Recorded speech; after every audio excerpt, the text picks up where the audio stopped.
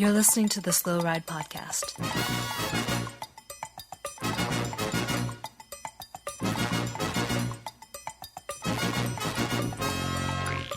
Bikes, advice, and rumors straight from the source. TheSlowRidePodcast.com and on Twitter at TheSlowRidePod.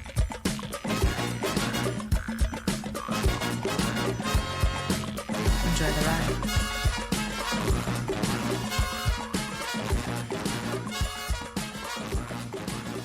Hello and welcome to the 247th episode of the Slow Ride Podcast. This is Tim in Orlando, Florida. And this is Spencer in Boston, Massachusetts. Tim, we've got a lot to catch up on. Oh, Spencer, we do. And we had a great... Let's cut right to the chase. We all thought it wasn't going to happen. No. We all thought it was done with. Absolutely. Everything was finished. We were practically about to turn off the television. The fat lady had sang, as they say. The fat lady had definitely sang. But before you knew it, it happened. Mm-hmm. And of course, I'm talking about Carlos Betancourt winning the 65th annual Clásica Primavera de Amorebieta in Spain on April 14th. Beauty.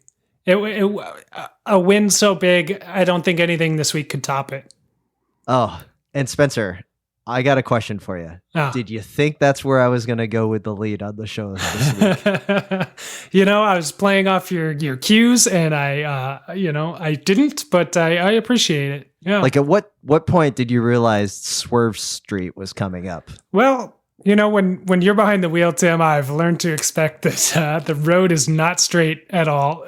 You take us down the podcast agenda like Nibali descending a mountain during the Giro. It's just perfection, and I cannot grab the wheel from you. I just let you do your thing. It was a great moment. Unfortunately for Carlos Betancourt, we can't talk more about this amazing victory that he had overshadowed last Sunday, because it was overshadowed with perhaps tragically the greatest day of World Tour racing I have ever witnessed. Maybe not of all time, but It's clearly on the podium. This is on the Mount Rushmore of greatest moments of cycling, because I feel like it was finally the coming out party for Mathieu Vanderpool. And on a kind of a secondary point of view, at the same time, also a coming out party for, once again, how awesome women's racing is. Yes. Right? Because two back-to-back great races. The coverage was fantastic. Yes. They had the women's race on the same feed before they cut to the men's. So it was exactly the way that we want it to be covered. And then you saw the race. I mean, anyways, so much to discuss. Yeah, Tim, I gotta say, I signed up for the Flow Bikes after you ranted and raved about it the other week, and I've not been disappointed. It was a blow to the wallet. Not gonna lie, but it's been worth it. And I got to watch two very, very good races this morning at Amstel Gold. Yeah, it was. Now I watched the final 25K of the men's race live. Mm-hmm. So I got to capture that euphoria that was taking over the Twittersphere. And then I actually did a fairly good job of staying out of Spoiler Nation for when the replay came up so I could watch the women's race. Good job. But I was having a little bit of difficulty. Now, I don't know how they showcased it when you got to watch it live. But when I went back to watch the replay, what was really cool is they had the women's race on immediately before the men's. So they had and then when it flipped to the men's. I don't know if they switched the coverage during the actual race day, but I really liked being able to watch two races on the same feed. Oh, two incredible races too. The women's race ended and it was wow, I don't know how a race is going to top that. We had Nieuwedama taking the win there over Van Vleuten and Marianne Vos, just big hitters, and Anneke Langvad up there as well in fourth. My roller derby money, unfortunately, was on Cecile Ludwig, who finished sixth for Bigla Pro Cycling. So I was close, but close as only counts in horseshoes and hand grenades. So No internet points for me on that bet. But it was, I mean, that race itself. Now, the Amstel Gold, already, the race is already taking part on basically cart paths, like golf cart paths, Oh my God. from what I can tell. Yes. I, you know how little guy is really into those miniature trucks. Like whenever we see like a goofy car on the side of the road, little guy would be the one that'd be like, "Oh, let's stop and go see these trucks." Those little like 3-wheel trucks, small Japanese vehicles. Yeah, that was pretty much what the road, like those trucks were built for the width of these roads. I mean, it was ridiculous. Now, the women's race overall, I mean, the women's race was fantastic, and you mentioned Cecily Utrip Ludwig getting 6th place. It was pretty awesome to see. I haven't seen a post-race interview yet. I'm sure like, you know, Niwa Doma wins and the media is like, quick, like, you know, here's a couple snaps. And then they just start running for Cecily to get the interview. You can hardly blame them. Best interview in all of cycling, men's or women's. It's true. Most exciting finish for the Slow Ride podcast on the day in the women's Amstel Gold. Ashley Moomin taking 16th place for CCC Live, 2 minutes and 1 second down. Former teammate of Ludwig, of Ludwig, so pretty cool. Top American finished in 12th place. Taylor Wiles of Trek Segafredo. Lizzie Diegman was out for Trek. That was pretty cool to see. She's back racing. So she had a good race. Awesome. So anyways, the women's race was great. And it was, if the day would have ended there, you'd be like, oh, that's great. And by the way, remember when we dunked considerably on the Canyon SRAM kit when we had professional cyclist Abby Mickey on the pod? We did. Like we were like, this kit needs to be updated. Come on. What is this? Like one of those, you know, cups you get at the dentist's office to rinse before you go get, checked out. And, we were just like done with it. Yep. And then it looked pretty good on the podium. It did look like you're like, oh, okay, that's a pretty good win. It's a good looking kit. It just needs a refresh. That's all we're saying. Though speaking of good looking kits out there in the women's field, Bowles Dolman special kit for this race, all in pink. Yes, and Bowles Dolman all over the side of the road with the advertising. They went all in for this one. Special breast cancer awareness kits and bikes that they're auctioning off, which is always cool to see stuff like that. And sponsors putting money into their women's teams and springing for things like fancy special one-off kits. I love it. The thing I'm afraid to check, but I probably should have since I'm bringing it up, is what the differential in the payout would be. Between both arguably gave us an interesting race, right? For sure. Like 126K for the women, 265K long race for the men. Now the women's race could probably be increased, sure. Like definitely a little bit longer, maybe. I don't know. Still exciting. I'm a big proponent. It was chock full of attacks from start to finish, though. If you haven't watched that race, it's a good one to put on. Queue up next time you're on the trainer or something. Worth its weight. I'd be interested in finding out what like Abby and other like professional women cyclists would think an adequate race length is, right? Because I don't know. To me, I like shorter races anyway. Yeah, that does seem like a pretty big disparity when the men are going 265K and the women are going 126K. Yeah, like I don't know if like. I mean, obviously the men's race is too long, but I don't know what the prize differential is, and that's like worrisome for me to go check, and I don't even know where to check it yet. I'll have to dig it up. But anyway, regardless of that, the value of entertainment dollar that I received, watching the women's race would have made the weekend. Oh yeah, no, I would have been happy right there if the men's race would have ended on a solo 50K breakaway. Like where you knew it was going to be the winner from 45K out. Like it still would have been a good day, but that's not what we were treated to. Oh, Spencer, we have so much to go into on this men's race. So let's get right into it. Okay. So I don't even know what the priority is to mention. First off, that Bling Matthews got 16th place. Well, I think that's the obvious place to start. Like Michael Matthews, I'm a fan of yours, man. I'm so proud of you. I hope that, friend of the podcast, Mitch Docker, comes and gives you a high five for us here at the Slow Ride Podcast for getting 16th place at Amstel Gold.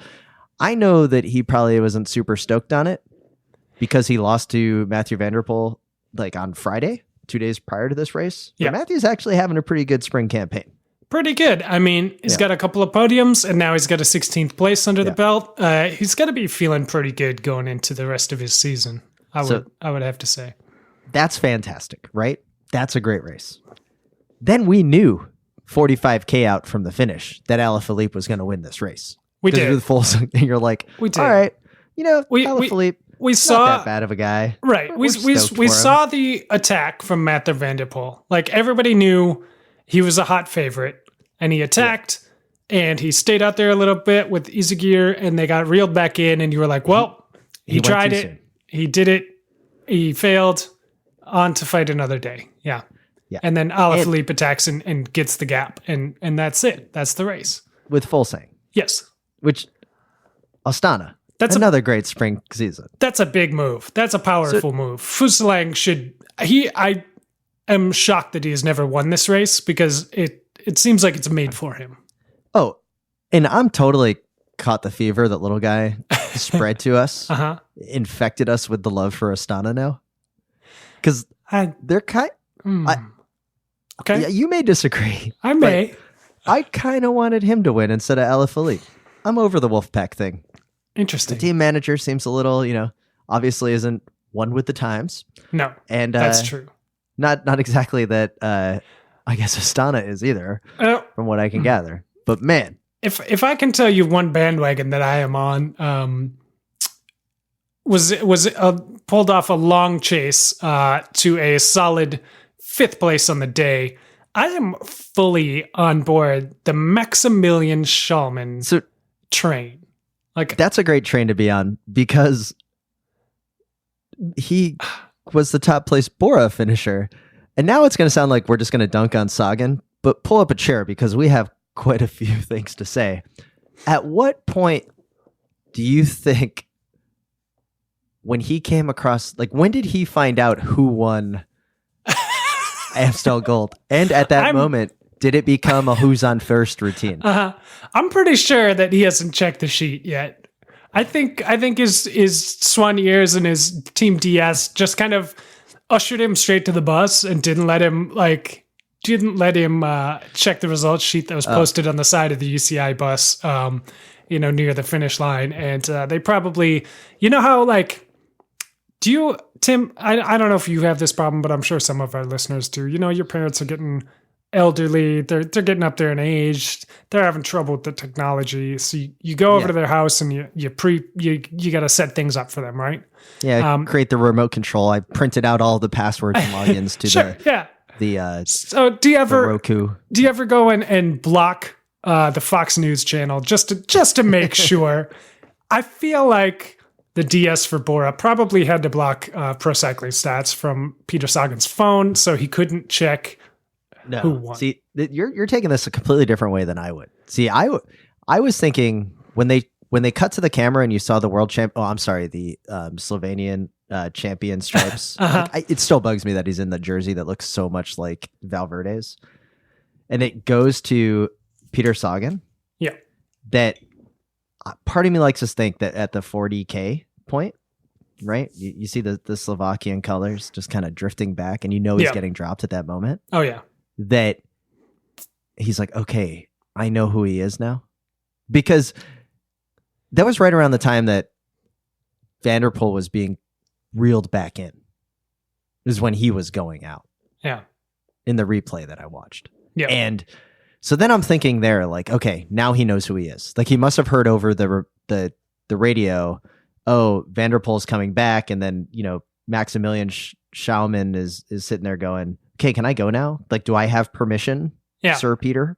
Yeah, and still nothing. But I was really disappointed to find out that Sagan DNF'd, and since he DNF'd, that means that there wasn't the. Like, I was really hoping for the who at first routine when he crosses the finish line. Like the Soigneur just busting his balls. Yeah. Like, and he goes, who won? He's like, oh, you know who. Yeah. He's like, no, who? And you're like, oh, man, it would have been so good. So But anyway. now Sagan can claim he was back at the hotel already and didn't see the finish. Interesting. Yeah, exactly. So here's the next part. Okay. The time checks that were going on the screen were completely wrong. Like, there's no way that they had 40 seconds with 4K to go on the Vanderpool group. It's possible. I would say maybe 25, 30. But the point of the matter is, at what point did you think he was going to win? I was thinking he had a chance at like 75 meters to go. Like, when you're like, whoa, he is not slowing up. Yeah. Like, he's coming like a bat out of hell.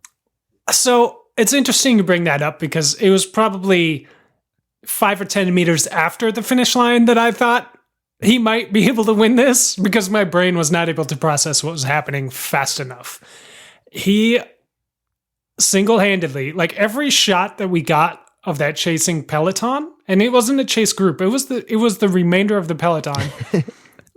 He was on the front from like 6K or so to go until the line. It was like you'd go back and he was just drilling it on the front and no one was coming through. And I don't think it was because everyone was just being a jerk and not helping. I literally do not think that they could come through. Yeah. Like, no, I hear you. The pace was too high. So when they got to about, I don't know, 600 meters, when they were just about to make that contact and they hadn't quite closed it, but they were just about to make contact with the Kwiatkowski, Fusslang, Alaphilippe group. And all Vanderpool is doing is just looking under his shoulder, looking under his arms to either side, being like, okay, this is when somebody should be attacking. Where are you? Like, I'm waiting. Like, he was predicting the move, and it just didn't come. So when do you think Kwiatkowski thought he was going to win? Oh, man, he thought when he caught that group, he was like, I've got this wrapped up. He had no idea what was coming from behind. And what's amazing, is Vanderpool was just predicting this move, as I was like, oh, great. Well, you pulled everybody up there. Good job. Now 10 people are going to sprint past you. And they just didn't. And I think he was surprised too.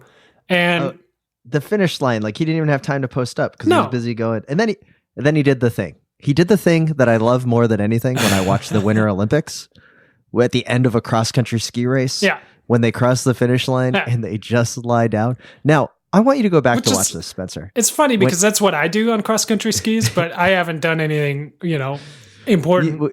You're just falling down. I just tip over, yeah. I want you to go rewatch this moment. So he goes and he lies down. Yeah. And he's like out of breath, and his soigneurs have their legs like they're in their full linebacker stance, or center, like boxing out around him, like give him space, right? Yep.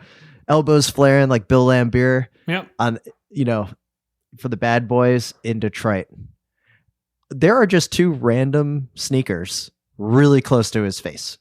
Go back and watch it. Okay. Like someone is sitting down and getting a camera shot between the soigneur's legs of Vanderpool. And I have yet to see these photos. But if you go back and watch this like post-race scrum, you just see like two pairs of New Balance just like hanging out. And you're like, that's the photograph I want to see. Yeah. Because they're not moving their feet trying to like get up like, ooh, I got tipped over. I got knocked over. I got to get out of here. Right. Like they're clearly in position for like shot of the year. Like probably Pulitzer Prize winning. Okay. Amazing. Then we got to get into some other things that we noticed. Okay. He was in the full white shorts. In fact, the white shorts is how I noticed it was Vanderpool coming across the gap all the time because Amstel Gold, for some reason, has a hell of a lot of helicopter shots, and it was great. Oh, yeah. Well, the roads are so twisty that you can't get a clear motorcycle shot ever. Yeah, that's very true. So you're that, right? And he's on the white shorts. But then comes podium time. When did he have a chance to change his shorts? They had the camera on him for a good 15 minutes. It's true. Everybody's talking about the magic of his ride to come back from behind when he was clearly dropped and pull off the victory. But I do think the most amazing feat that he pulled off on the day was the changing of the bibs. Oh, it was amazing. I was bravo to the changing, and thank you for changing to the black shorts. Indeed, thank you. But it was wonderful to see. And his father won the race. All of the pressure that he had the first time Dutchman has won the race since 91, and the first time a Dutch national champion has won the race wearing the jersey since Michael Boogard. Wow. Yeah. So, Tim, how much do you think Mitch Docker was in Simon Clarke's ear, telling him where he needed to be? Because for that whole 6K that Vanderpool was chasing, closing down that gap, there was one man glued to his wheel, did not move, glued to it. And that was Simon Clarke. And I got to think, from this very podcast, Mitch Docker learned the deep respect that he needed to have for Vanderpool. Now, we've talked him up all over the winter. Some say we maybe lost our luster with him, just destroying everyone during cross season. But I don't think that's true. I think it's tough to find new things to say when you win by 2 minutes every weekend. But I think we instilled the proper amount of respect. And how much of that do you think Mitch transferred over to the rest of the Education First team, netting them second place on the day? I like to think a lot. But I will say this, that after watching Simon Clarke and his like right after Vanderpool, who's like going through the euphoria of like, I just won and he's about to collapse. Yeah. Simon Clarke is the first one to congratulate him. Absolutely. And yeah. I was like, man, here's a dude that pretty rad dude. I don't know enough about Simon Clarke to like be 100% on the bandwagon yet. But I'm pretty close because now I know he's won stages and that he's, but I gotta say, and he's been around for a while. He's been around for a while, pro cycling. And I know I'm not the best, but man, was he very happy with his second place finish. And that really endeared him to me. Like I could kind of, he's like, oh man, thanks for the toe, man. That was great. Yeah, like, I knew I wasn't going to beat you, but God, that was second place. Like I'm always on your wheel. Like you always, life, you know? Yeah, you always think that. Like even in the Alaphilippe Fusaline group, you're like, oh, is one of them just like going to be happy with second, like whatever. Simon Clarke is a man that was going to be happy with second, no matter but now I got a text message as soon as this race was over, right? Okay. It was from Little Guy. And I told him that I was going to read this on the air. And so he's like, all right, well, you know, first time writer, long time co-host. He goes, all the roadies that doubted Matthew Vanderpool and his team and that have kept this, you know, Wout and him having to stop cross narrative alive need to get off the Carmichael Trading Systems payroll and realize that this Lance time specialization is gone. Plus, all these guys, Fuel Slang, Alaphilippe, Clarke, Matthew Vanderpool, have been strong all year. All the guys peaking for this week got dusted by the guy who's been fast for months. I feel like this is Little Guy just dunking on everybody and then not being here to totally like live it up. Yeah. But it's so true. Like, how long now till we get the narrative that's going to be not really appreciating the accomplishment of what Vanderpool has done over the last month? Right.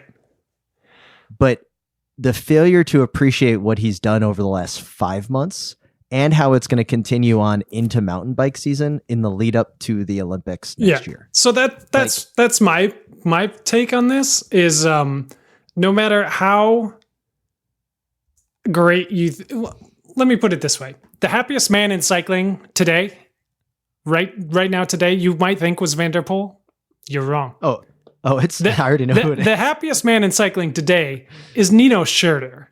Because Nino Schurter is like, you guys are getting rocked. Like all the cross guys got rocked by Vanderpool. All the roadies just got rocked by Vanderpool, like all season, really. He's finished first 4 times and fourth a handful of times, like in his World Tour races. Schurter is the only guy who has been able to hold his own against Vanderpool. Wow, like, you took that a totally different way. So we'll get back to Schurter because mountain bike season's around the corner, which means Vanderpool is going to have to go race there and win. I thought you were going to say the happiest man because of today was, despite getting 54th place, Wout van Aert. He's pretty happy too. Because Wout van Aert is finally able to do like, this is what I've been talking about and experiencing for my entire life from juniors, U23s, and men's elites. Yeah.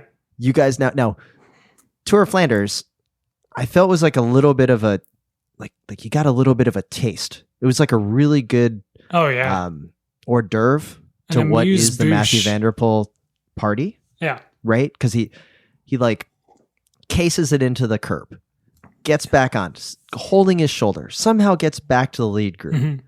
And then he gets what do you get, like 7th or something? And people were like, definitely the ride of the day. Yeah. Fantastic. Yeah. Like props to him, yeah. but he didn't win. Right? You're right. And then he's not allowed to do Roubaix because he's on the smallest team ever, like, which is a whole nother story. Yes. We've talked about the Mathieu van der Poel MVPs. Yep. Little guys deep dives in there made us realize that it's actually a fairly stacked team for what it is. Yeah. But he's not allowed to do Roubaix. Didn't get the invite. No. And shows up to Amstel Gold. Yeah. Wins a classic. Yeah. In a fashion that is amazing. Now we get to say, told you so to everybody. But now I'm afraid that the talk is going to be like, what team is he on next? Like, when's Sky going to sign him? Right. When is he only going to be allowed to do road racing? Because they're going to pay him enough to say, you can't do any of these other sports that you may crash more in. Yep. And have fun. Like, if you have a smile doing these other races, you're not allowed to do that. And I feel that's way closer now than it was 2 weeks ago. I would think so too, except for I did see a quote from him after his win on Friday, just before Amstel. Somebody saying the exact same thing, like, "Oh, so road is going to be your thing now," and he said, "No, I truly love cyclocross and mountain bike a lot more than I like a road."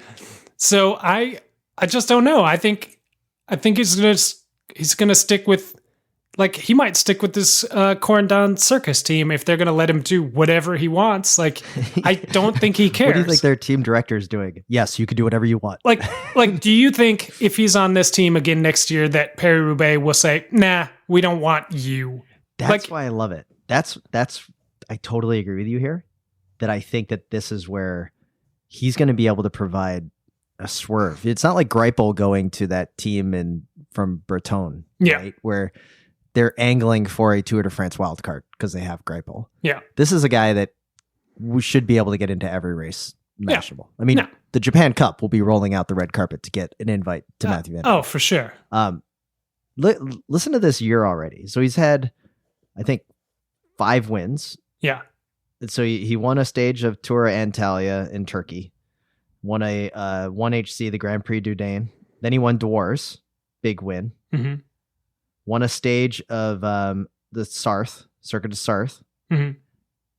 And then he won Peel or whatever, the one on Friday. Yep. And then he won Amstel. Yep. That's already a successful year. Now he's going to go race Nino Schurter and probably beat Nino Schurter a few times. He's going to definitely win almost every short track competition there. Right. To get like good start row. I mean, Spencer. It's outrageous. Like his World Tour races so far. You went through the victories. His other 2 World Tour level races that he's done: Ghent-Wevelgem, 4th place; Flanders, 4th place. So let's get to the dark side though of being an American cycling fan and having to deal with the nastiness that is social media. I feel like we have our fingers to it. It didn't take very long before like every post that was like Vanderpool's the greatest thing ever that someone's on there right away just saying like, I hope he's clean. Yeah. Right. Yeah. And then that whole discussion, we're not going to have that discussion here, but I got to say, he's been doing this for a really long time. A very long time. If you would have been with us and on this bandwagon a long time ago, Mathieu van der Poel, not a friend of the podcast. No, not a friend of the podcast. In fact, doesn't listen to the podcast. He vehemently denies listening to the podcast. Yeah. We're a fan, and it's great. I love everything about it. It got boring during cyclocross season but now I'm like, you know what? He's one of our own. He's one of our own. It's so great. It's true. Anyway. Big fan of the podcast, however. Tom Scoons, 23rd place today. Yeah, very good. Very, very good. You'll get there someday, Tom. Yeah, you will. All right. Let's get to the... go ahead. Do you get any more Bling Matthews updates, Tim? Yeah, he got 16th place, which was awesome. But did you see how he did on Friday?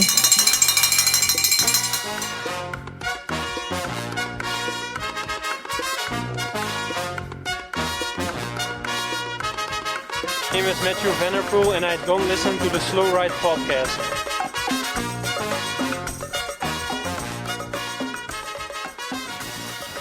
All right, Spencer, we've finally arrived to the preem lap. It's Yes. a preem lap. It's been a long time coming because we've been talking a lot about Matthew Vanderpool, the champion of our hearts. Mm-hmm. So we also got to give a shout out to the coffee champion of our hearts, Grimpeur Brothers Coffee. Yeah, I like that. Head on over to wideanglepodium.com/coffee to find out how to get one of 2 select roasts made specifically for the listeners of the Wide Angle Podium Network. Yeah. If you've woken up in the morning feeling like your resting heart rate is a little too low, try the full Schleck. Try Hello Cyclocross Friends Espresso, because both of those blends from Grimpeur Brothers Coffee directly support what we're doing here on the show and the Wide Angle Podium Network. And it's the best way that you can just directly support yourself and us. So you can head over to wideanglepodium.com/coffee, take yourself right there, and pick yourself up some delicious beans. That's right. And we'd also like to thank our longtime and recurring sponsor, Health IQ. Head on over to healthiq.com/WAP Yeah. to find out how to save some money on your life insurance because you're a healthy individual. Yeah. This podcast is supported by Health IQ, a life insurance company that celebrates the health conscious, including cyclists. Healthiq.com/WAP is where you can go to learn more and get a free quote. They have a quiz on there that you can take to score elite and see if you can qualify yourself for some savings. And along with all the other things that they do as far as taking in the miles you're riding, doing the research on your family history. They forgive one instance of family history stuff. And really, it's a great way to go. Visit their FAQ page to get all those kind of questions answered and find out what you can do. healthiq.com/WAP. Yeah. And yeah, go ahead. Do you have the Wide Angle Podium app on your phone, Tim? Yes, I do. You know, the best part is lets me know when new shows are up. It's true. In a nice chronological order. And we have a lot of quality shows that are always coming on there. There's a lot of quality shows. Bike Shop CX recently did one about the all about torque, which is I'm pretty sure. Yeah, I'm pretty sure that was something that neither one of us know all that much about. So I got a question for you. How many star nuts have you broken from over tightening? At least a handful. Yeah. More than I should several have. as well. Yeah. So anyway, that's an example of some of the great shows on the Wide Angle Podium Network, as well as Gravel Lot, Cyclocross Radio, and everything else. If you like our show, do us a favor, check out some of the other ones on Wide Angle Podium Network, and see if there's something else you like. Yeah, for sure. And with that, let's get back to the show. What up? This is Toms Kojenc, and you're listening to the Slow Ride Podcast. All right, Spencer. As you know, I was gone. We're going to talk a little bit about Sea Otter. Yeah. But this past weekend was Mission Crit, which now is arguably the largest fixed gear crit left in the country. I would say so. With Red Hook gone. And it was blowing up my feed. And it was also on 420, which really made my God. Mission critical. Yeah, I didn't even put that together. Okay, couple of things to discuss. One of the teams is the State Bicycle team. Okay. State Bicycle created a bar plug system that also doubles into a weed pipe, which they then debuted at the Mission Crit. Okay. All right. That was a little weird. I've never seen anything like that before. Suffice it to say, they're not getting USADA tested there at the Mission Crit, eh? They're not, but holy crap, were the crowds amazing.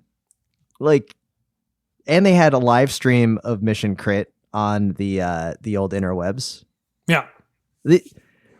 What I find really hard to believe is how Red Bull has not gotten involved with fixed gear crits to make a series. Oh, I know. It's Like Red Bull has cliff diving. They have all this other stuff, and here they had Red Hook crit. They have Mission crit. Now I know I don't know enough of the politics. I'm sure that there's needs to be some separation and all that. But to me, it seems like Red Bull has the money and the know-how to put on together like a circuit of this, because it was blowing up my Instagram feed and my everything because of what was happening out in San Francisco, and it looked like a hell of a good time with really, really big crowds. Sure. That's all I got to say. I mean, San Francisco on 420, racing bikes, it's the trifecta. It's amazing. Yeah, it's everything you could ever want. So that's incredible. They had the women's race be the main event. Oh, nice. I didn't know that. Yeah, which was pretty cool. So like the race ended when the women finished. They think they started at like 8:30 at night on the dark streets of San Francisco. Like, so it was pitch black. Yeah. It was awesome. So 3-up sprint to finish there with Paola Panzeri taking the and Danielle Mooreshead losing to Evie Hound.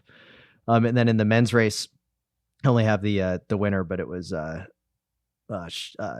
it's the guy that won Red Hook crit last year, the Schaefer fellow from Specialized Espresso team. Okay, yeah.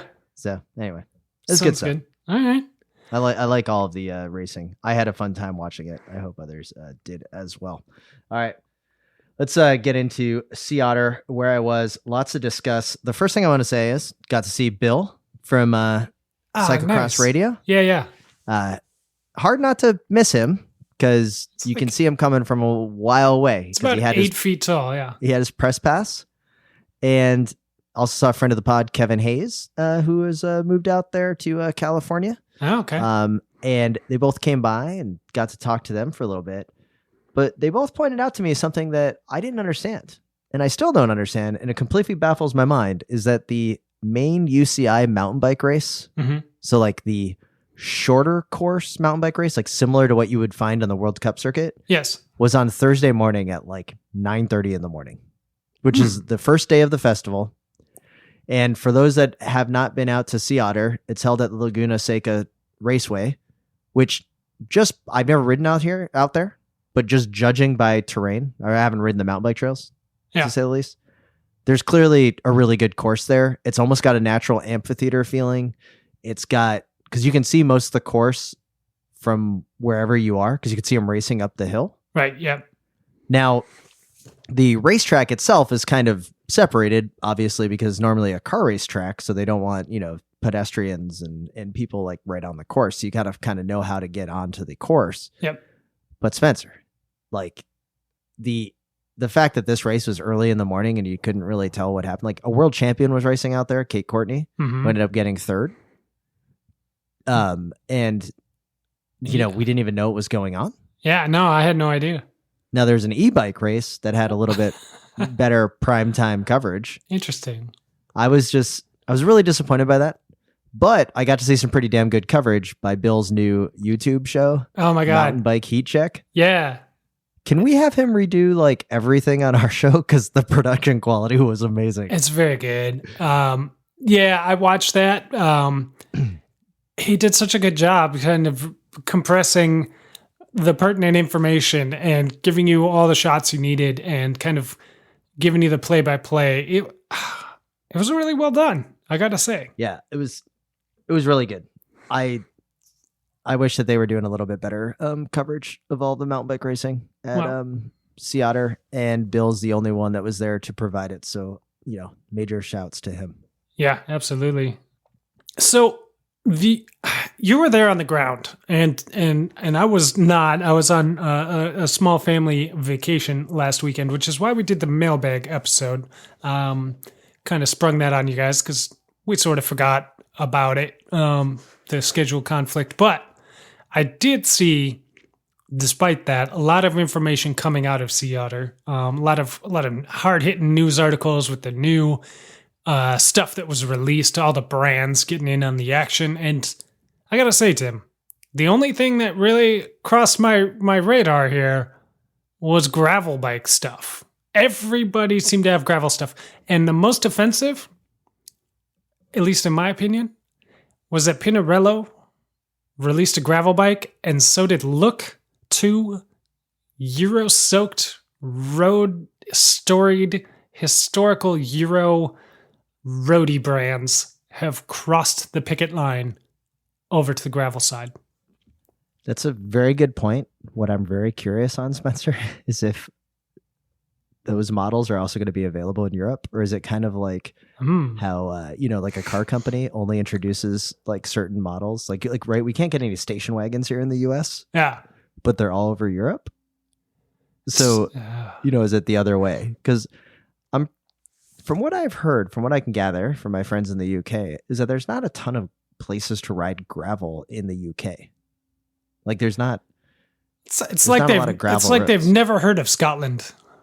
Yeah, but so that was interesting. Uh-huh. Gravel was everywhere. I went by the Moots booths, the Moots booth. Yeah. Naturally, yeah, lots of gravel. They had that new gravel with the YBB suspension, right above the stays, or sorry, the seat stays. Yeah, got like 1.5 inch elastomer in there, or whatever. Oh, that was cool. Worse than that, did you see the Niner full suspension gravel bike? I put the horse blinders on when I watched that. I saw the booth. I saw some oogling. Oh, they've done it again. We've come right back around full circle. We are looking at gravel cycling has entered the mid-90s Paris-Roubaix era of suspension technologies. So, yes, it's so bad. Oh, I hope that they sell a ton and a lot of people can stay employed and people keep their jobs, right? Yeah. Because you never want anybody to lose employment from bad ideas, but there's just ideas that should not exist. Yeah, sometimes they deserve to, even if you don't want them to. Yeah. So, can I tell you what I enjoyed the most? Yes, please. I walked to the Surly booth, right? You kind of see the gang, right? A lot of the Surly guys we've known from the Twin Cities for a while. Right. Same gang as always. Right. Like straight out of a Surly catalog. That's who was there. Love those guys. And I girls. rode the Big Easy. Oh. So the Big Easy is their, what did they call the long extended, it's not the long haul trucker. It's the Big Dummy. Sorry. Big Dummy, It's the Big Dummy electrified with a Bosch motor. Yeah. And so it's got like basically the longer wheelbase. So it's got like the extra cycle kind of trailer on there that you can put like that when little Heimar gets older, he's going to be able to sit on the back. And Spencer, that is the SUV of bikes. Like I like my cargo bike. Uh-huh. I love it, in fact. But I may try to get rid of the cargo bike to go with the Big Easy. Like it is that awesome of a bike. Interesting. I had that thing going around like cutting between the booths to get from like side of the expo to side of the expo. I had that thing up to like 20 miles an hour. Super easy. It was so much fun. I'm all about the e-bikes, but Spencer, this is what e-bikes should be. Okay. Right? Because it was practical, like useful. It's practical. Because you could easily, like with the panniers, the way that it sits on the back, you could get 6 grocery bags full on there. Yeah. It looks goofy enough that I don't think anybody's going to steal it. And it's not as goofy as like the front loading bucket cargo bike that I've got, which is awesome. Right. But that's a lot slower because it's not an e-bike. Yeah, well, and it slows you down because you've got to stop and talk to every guy with the beard on your way wherever you're going. Yeah. They're all looking for where the coil stem is. Yeah. And I just, riding that, like I was shocked at how many e-bikes there are. Now, naturally, there's a lot of Sea Otter for those, like, so there's Interbike. And then at Interbike, there was like the festival hall or like the side of Interbike that was basically all of the brands that couldn't be on the main level. Yep. Sea Otter has a little bit of that. Not as bad, not as many companies, but there's still a fair amount out there. And a lot of them seem to be dabbling into mountain bike e-bikes. Oh, it's huge. Mountain e-bikes. Yeah, last time when I was at Sea Otter, it was all there was people riding around on these massive downhill like e-bikes. Tons of travel and just riding around, like showing them off. Like I think that was the brand's ideas, is they were just going to pay a bunch of people to ride around on them. I don't know how I feel. Well, I guess I don't really, to me, riding mountain bikes, like go pedal the bike. You don't need an e-bike. I can understand why they would be fun, Sure. But I'm all about e-bikes for like utilitarian, like service to get people out of cars in the city. Yes. Right? Like, Yeah. to me, that is something we need to be pushing for as a culture so much, and as a cycling community, is get people onto bikes no matter what. And if you want to pedal, great.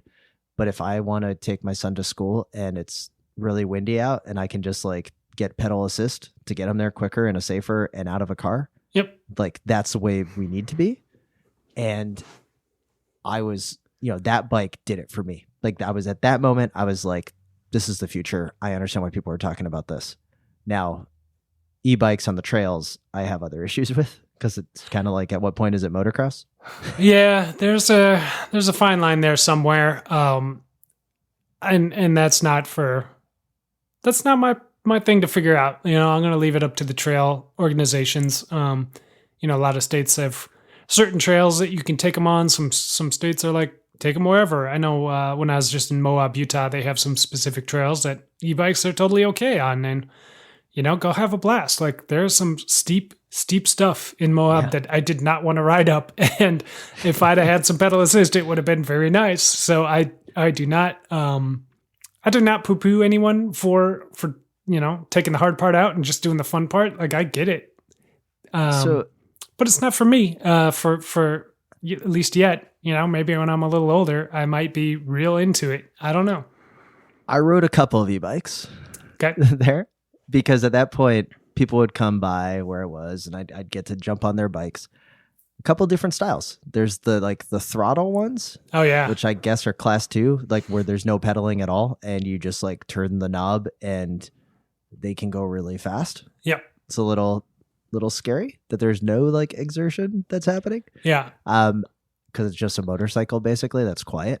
Yep. And then I also had a pedal assist one that when I stopped pedaling, like normally when you have a good pedal assist bike, when you stop pedaling, the motor instantly like disengages. No, these just maintain. Yeah. It like maintained for an extra like 3 seconds. Yeah. That was a little weird. Yeah. So yeah, that's the you really style I've ridden as well. You've really had to scrub the brakes. Like, you really had to use the brakes to scrub that speed, because you could see it, like the motor was still kicking in. But trying to think of some of the other things I saw out there. It was, overall there was some European brands trying to come into the US. So like White Bikes was there, WHYTE. Yeah. Which is out of the UK. I don't think they have a distributor here in the US right now. No idea. Huh. They're pretty big over in the UK. They were there.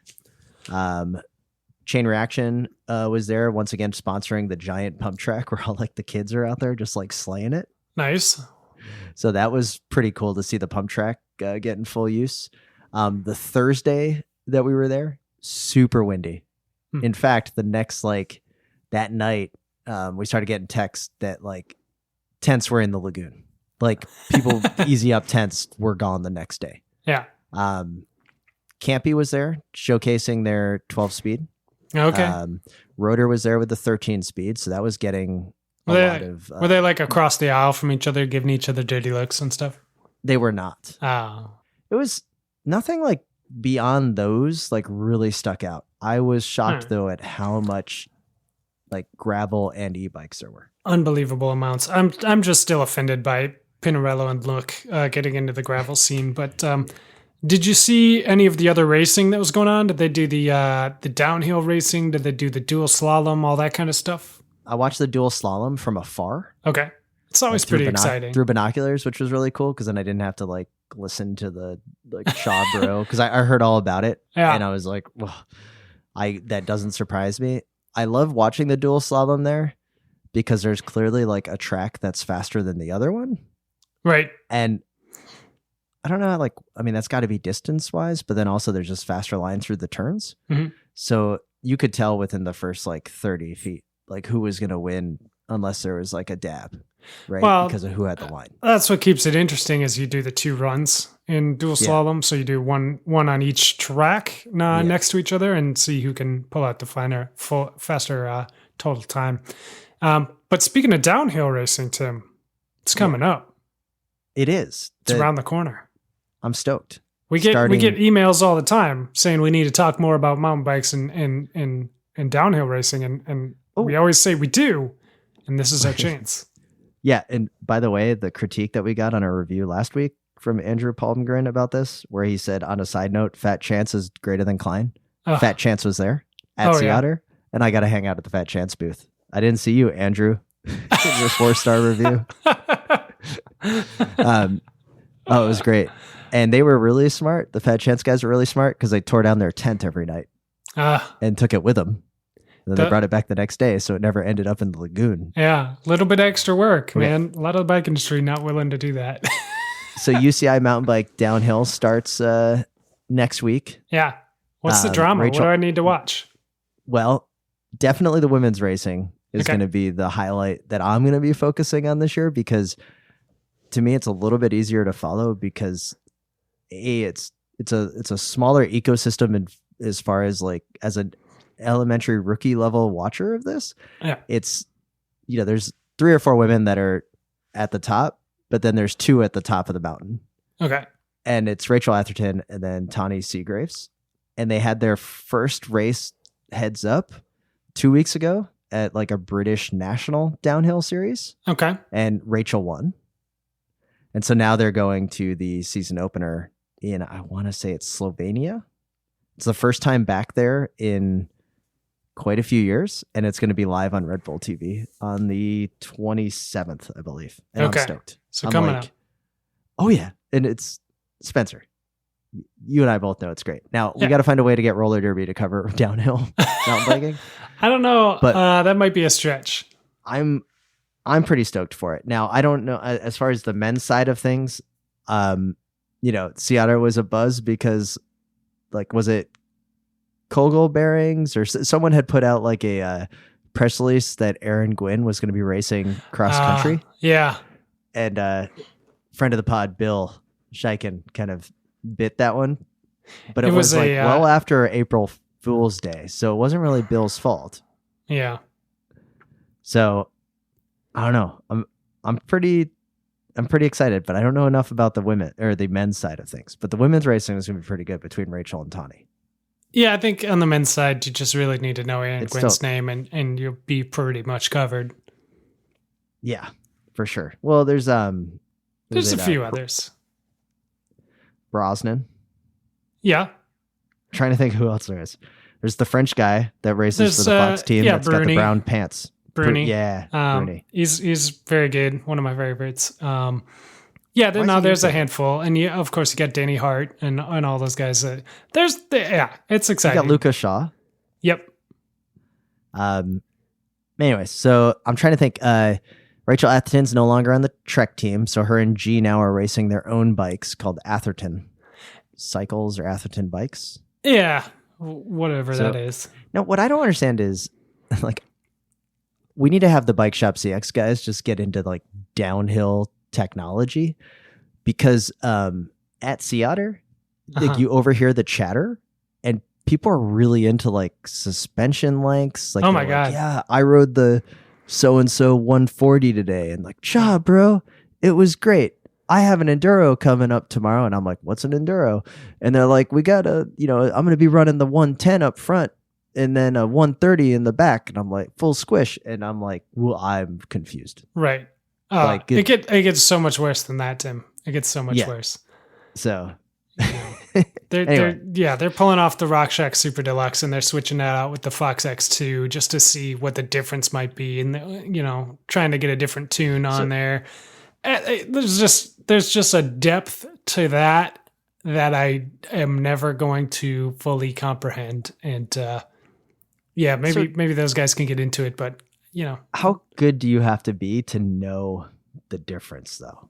That's what I want to know, because I'm kind of sitting here like there's a lot of people who tell you it's laterally stiff and vertically compliant or whatever, but no one knows what that means, right? Well, but then, like, I don't know, I feel like I try a lot of different bikes and then I don't know what's going on. I mean, I think you just got to go faster, right? Go as fast as you can and be like, okay, that's when you're going to notice that difference. Like, right. if you bought a Lamborghini, Tim, and you drove it down the streets of Orlando in your 25 mile an hour neighborhood speed limit zone, it's going to feel pretty similar to the Nissan Versa that we sold for you on Craigslist, right? Oh yeah. Okay, segue Sam. That Spencer, you're absolutely right. I appreciate it. I'm going to tie a little bow on this. Sure. April 27th, 28th, redbull.tv. Okay. You can watch Maribor, Slovenia for the start of the UCI mountain bike downhill. We'll be talking about it next week. It's great. We're going to love it. Now we're going to rewind to the fact that we sold my Versa because you and Little Guy rewrote my ad. Yeah. I think this is a service that we can really start offering. So if people have us and need us to sell things, we've done it once before. Mm-hmm. We've done bikes. We're willing to help out here. We helped out Matt Watts up in North Carolina sell some wheels, I believe. Yeah. So, feel free to email us at theslowridepodcast@gmail.com with anything you need. Yeah. Now, you talked about Orlando. Uh-oh. Yeah. So years ago in Minneapolis, a little poster show came called Art Crank. Art Crank. It was a little tiny show. Yeah. That not many people in the cycling community knew about in the very first year, except kind of the dirt bag street hustlers that we were, right? Like the messenger crowd. Yeah. None of the roadies came because they were like, art, what's that? And it was at One-on-One Bike Studio. What's that? It was at One-on-One Bike Studio, Yeah. which, rest in peace, just moved to South Minneapolis, But downtown Minneapolis. It was packed. Gills. It was packed Gills to the gills. to the gills with dirt bags. And my brother had a poster there, and I got to tell you, Yeah. they were all screen printed, or for the most part, they were screen printed posters. They had maybe like 25 posters. You could buy them. Yep. The place was packed, and it was awesome. I felt at that moment, Art Crank in 2006, I believe. Somewhere around there. Yeah. I felt Art Crank was one of the main things that put the Minneapolis bike scene over the precipice to advancement, to like getting infrastructure and making it seem that bikes were going to stay in Minneapolis. Because up until that point, it was a lot of dirt bags. Yeah, right. Yeah. No, yeah. And that's a term of endearment. We got some notoriety in the public's eye that wasn't getting hit by cars. Yeah, and it was a combination of two important subcultures, right? Like kind of that graphic design, cool kid, cool hipster thing, like designing a poster at the coffee shop. Yep. And then the cyclist. Yep. And what was great was it was a lot of non-cyclists making posters about bikes. Yeah. Surprisingly, none of the posters were of someone running a red light flicking off a car.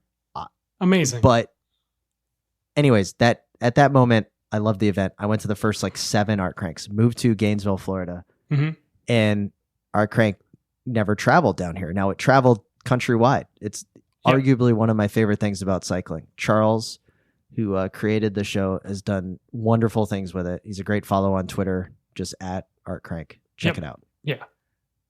So I live here in Orlando. Uh-huh. I wanted to bring Art Crank here, and he's like, unfortunately, can't make it happen. So my buddy and I decided we got the permission from Charles. He's helped us out a bunch. We're doing our own poster show in June. Okay. I'm excited. So this is the good stuff right now, right? Really good. I'm in a little bit of a pickle. Uh-oh.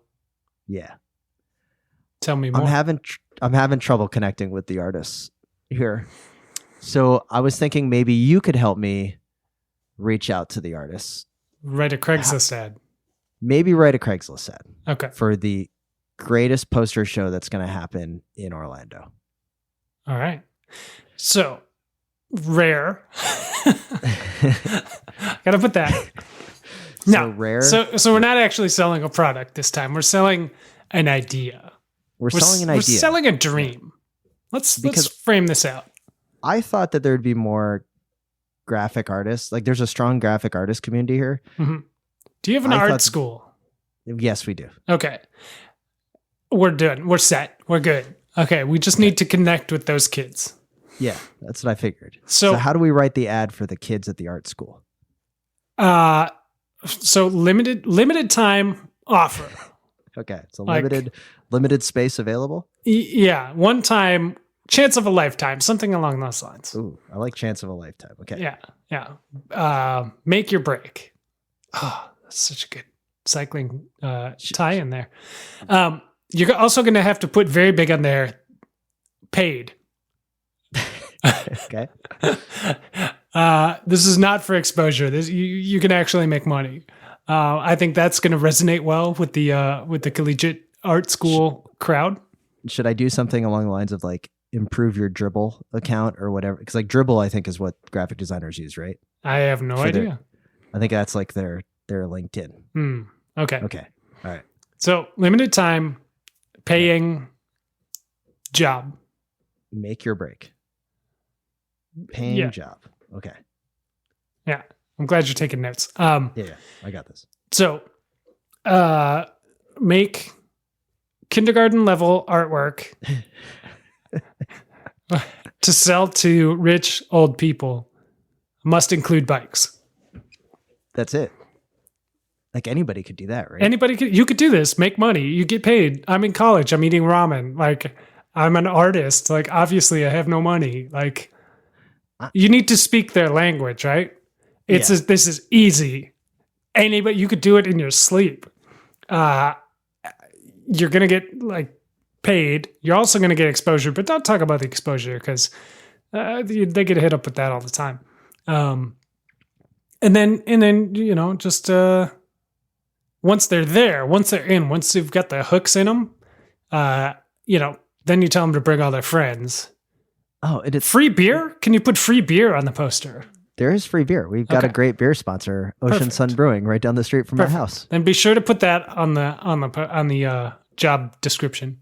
So, it's just the thing is that I'll turn out the people there, right? Like we have a good promotion track record here, but I'm like kind of worried that it's only going to be like 15 posters when it should clearly be like 30 because it's going to be a good showing and we have really good scene. But just like Art Crank #1, as you remember, Art Crank #1, there was a lot of people that didn't go to Art Crank #1 from like the roadie track and more established scene because they're like, but then they saw all the pictures for after year one and they're like, man, that artwork looks amazing. And there's a lot of people having fun there. A lot of people having fun, yeah. And then the next year, it like tripled in size. It's true. Here's another tract. Think about this. Yeah. So you have that great beer sponsor, right? You get a case up front. Get a couple of cases up front. You go to the art school. Yeah. Skip the kids. Skip the kids completely. You go straight to the instructors. You give them the beer. Put it in the syllabus. You bribe them with the beer. And you say, all right, get your kids making posters for this. Yeah. It seems like a no-brainer. Because if there's anyone that's more broke than an art student, it's an art teacher because they were previously an art student that couldn't do anything other than become an art teacher. This is a really good idea. I think we've solved it. Well, the poster show Hot Velo is going to be happening in June 8th here in Orlando, so everyone should come check it out. But I will definitely have more info on how everyone can be involved. Just take a look at our Craigslist ad, which will be published fairly soon. Yeah. If you are in the Orlando area and you think you've got some artistic skills, shoot an email over to the slowridepodcast@gmail.com and we'll get you in touch with the promoters of the show and maybe get you a beer. Yeah, and I've got a really good poster idea. If someone wants to design it for me and draw it for me and print it for me, it'd be great. Perfect. And with that, Spencer, I think we just nailed it. And I'd like to give a shout out to BK1 for the wonderful intro and outro music.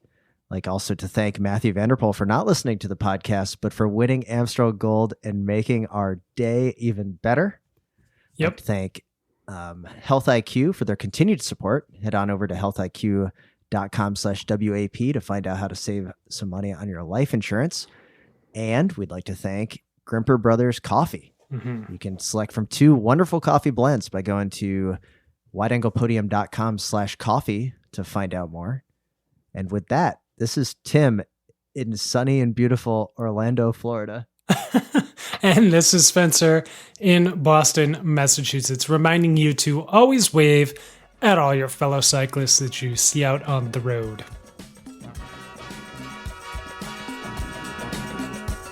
The Slow Ride Podcast. Bikes, advice, and rumors straight from the source. TheSlowRidePodcast.com and on Twitter at TheSlowRidePod.